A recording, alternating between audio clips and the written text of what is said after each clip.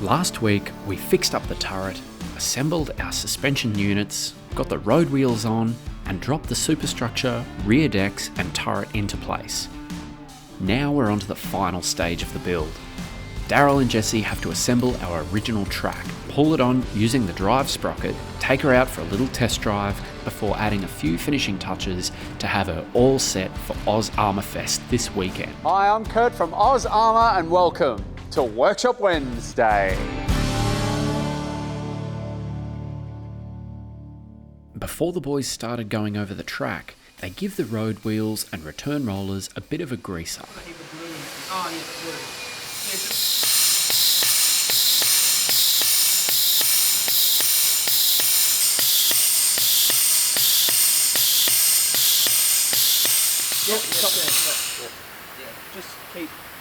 Daryl also fitted the front shock absorbers on the weekend.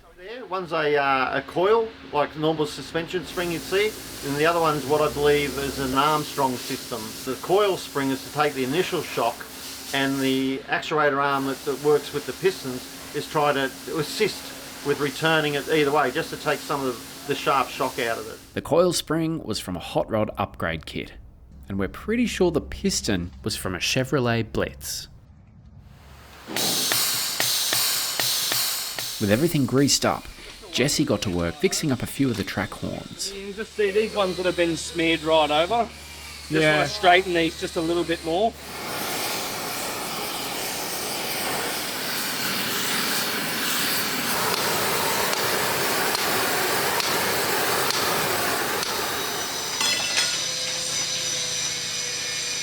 How many lengths are in a run of Panzer I track? I believe it's 100. With the track length, you have the washer part on the inside, so you can go along and check that the wires are in, that they're not going to come loose. Right. So that's what we're doing now, but we'll have to put a little bit in that might be reversed. Until we drive it for a while, loosen all the track pins up, then we'll be able to take it off and tap them out easy and replace them the right way. This is original Panzer I series track. It was somewhat of a miracle that we were able to acquire the correct amount, but it's not in the best condition. After long use, some track pins can get bent out of shape, and even the holes they go through in the link can get misaligned. Add to that 80 years worth of rust, and it can be very tricky to work with. But once we get it on and take the tank for a drive, it should loosen everything up nicely. Just check that in that twist.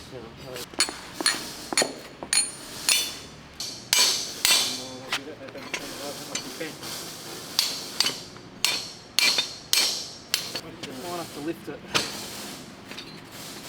I lift it. Well, put a more worn pin in. Maybe. And you want the chamfer one? Yeah, this one here. Is the one that Oh, right. be done. Which way are you chamfer all the way around?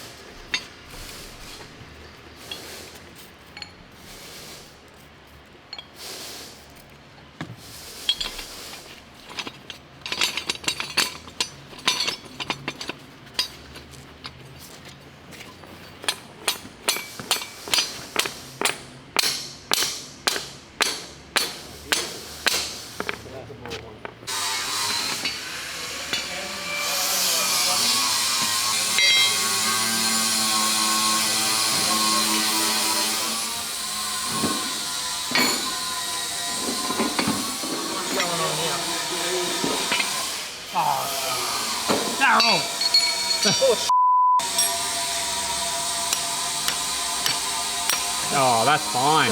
No problem at all.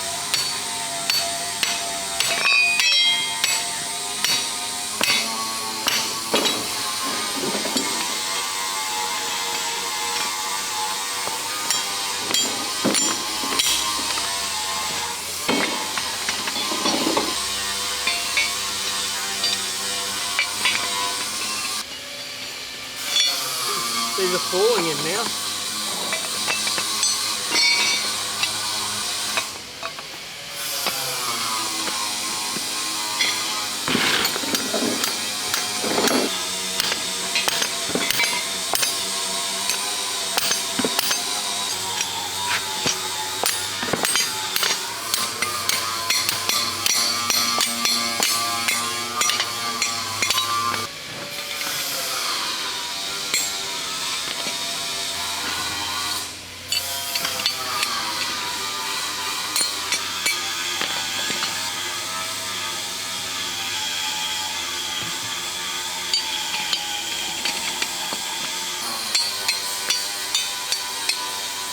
82, 83, 84, 85, 86, 87, 88, 89, 90, 91, 96, 97, 98, two more.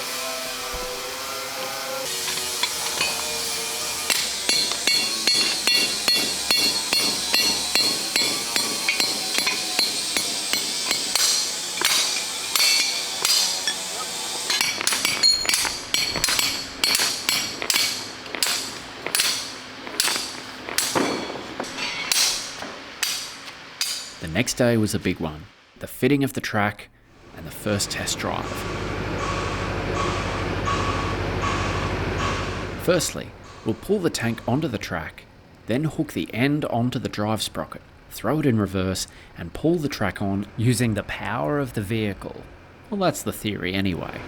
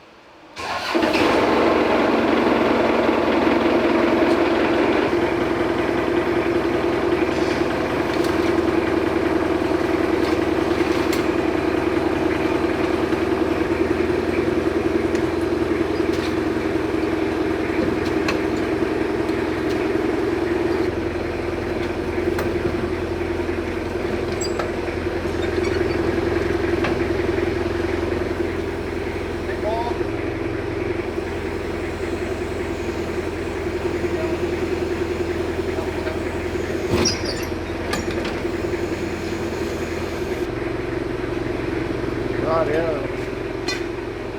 That looks different. I might have to take a couple of these out of this. Well, that's what's written in the book. In our reference material, it says the vehicle takes 100 links, but this is probably factory fresh new track. Over time, track stretches, and over the length of 100 links, this can lead to a lot of slack. The boys are going to need to take a few links out to get the right tension.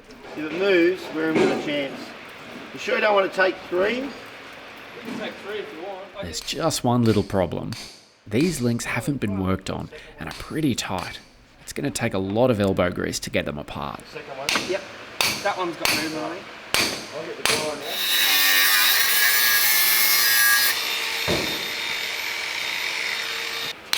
You pull it. Mickey Juice works.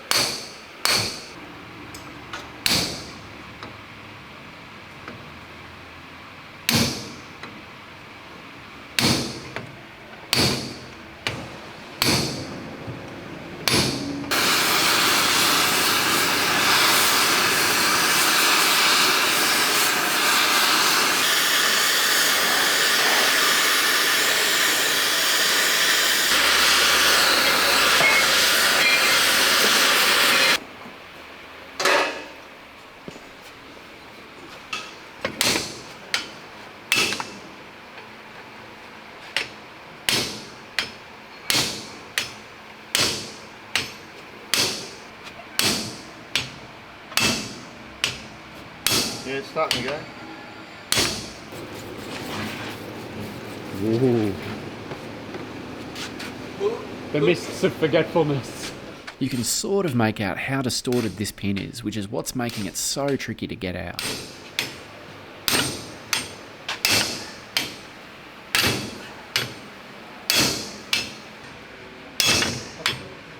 Apparently the book is wrong. It says 100. So it's not 100. No.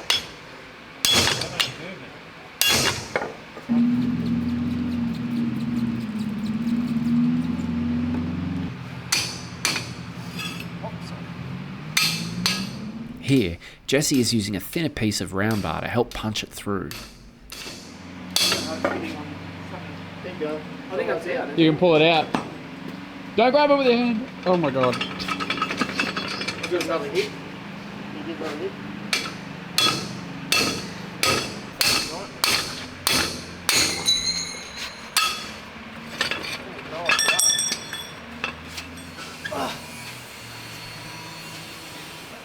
To join the track back up, we're using a set of World War II US Army track connecting tools.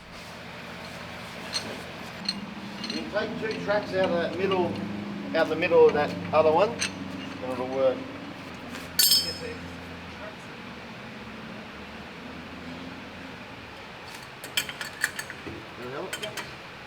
It's pulling on more on that side, yes, but that's okay. What we'll do is we'll get the pin started on your side, then we'll put this other one back on this side.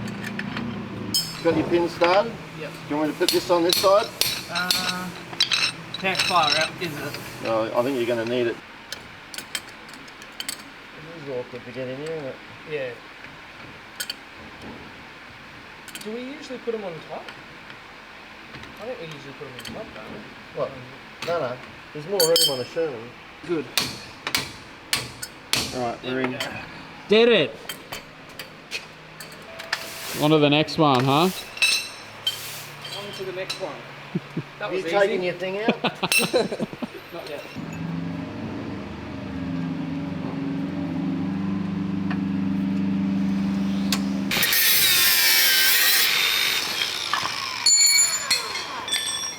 Straight out.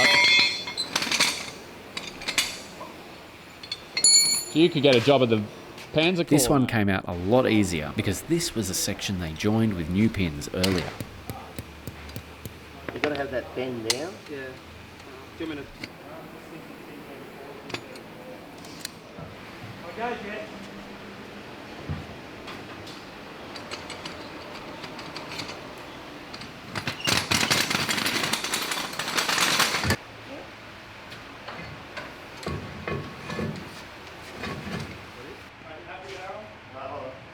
Daryl's always happy.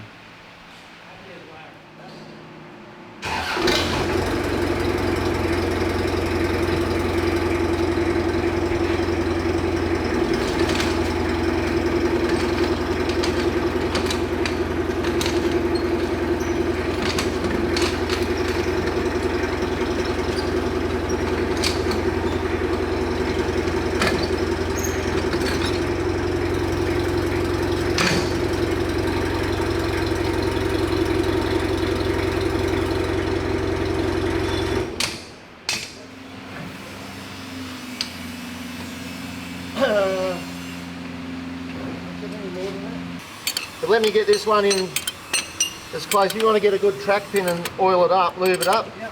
Whack a bit of lube in these holes here. Did you check these ones? There's some with green paint, look like they're mint, never been used. A bit more.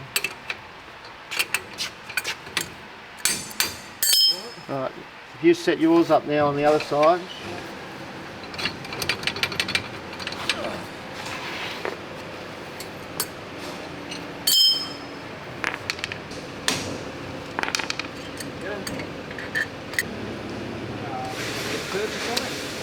Yeah.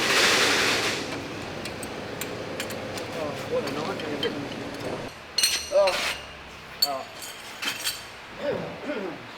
It's time. Thank God.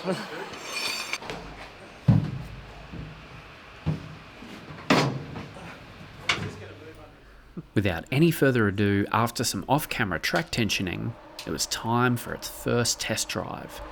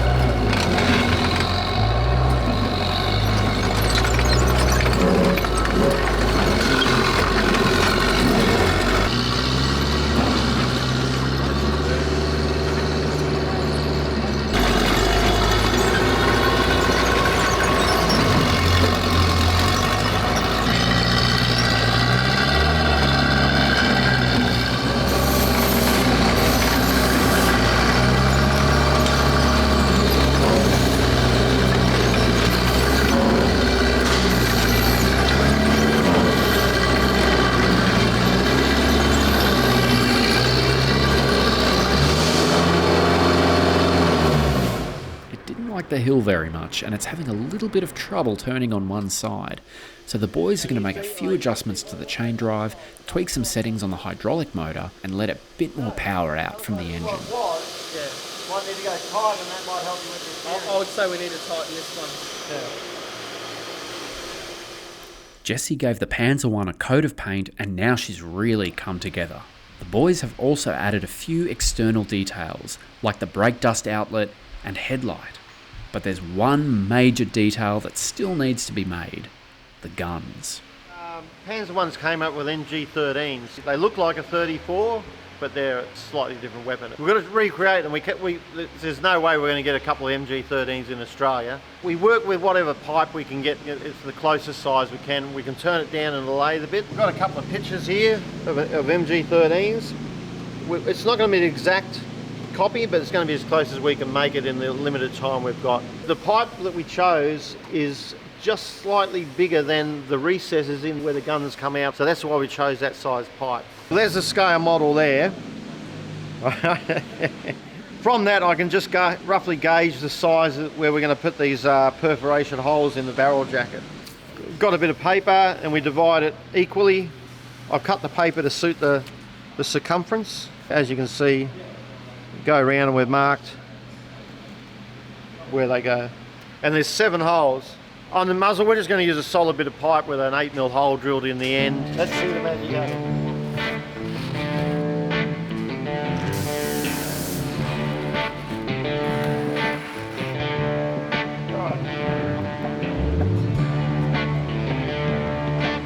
That's our good mate Tony. He's come up to give us a hand right before Oz Armour Fest. I'm going to go along and punch all these points so it'll make it easier to start the drill off.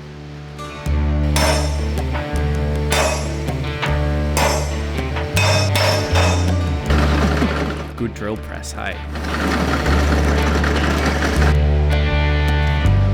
They'll work?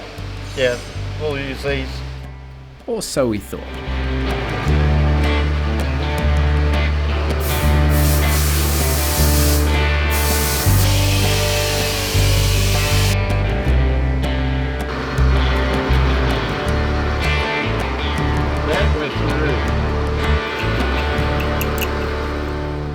Unfortunately, there wasn't enough of the bolt left to use, so we cut it off, kept the bolt head, and attached a new piece to it.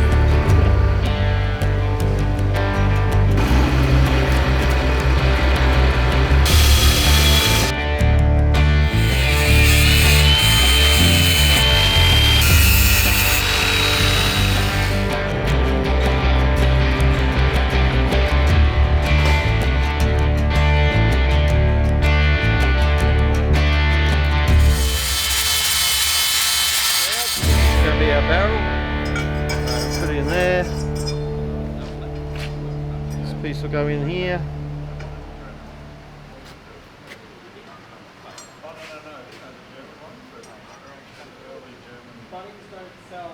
And that's basically what we have there.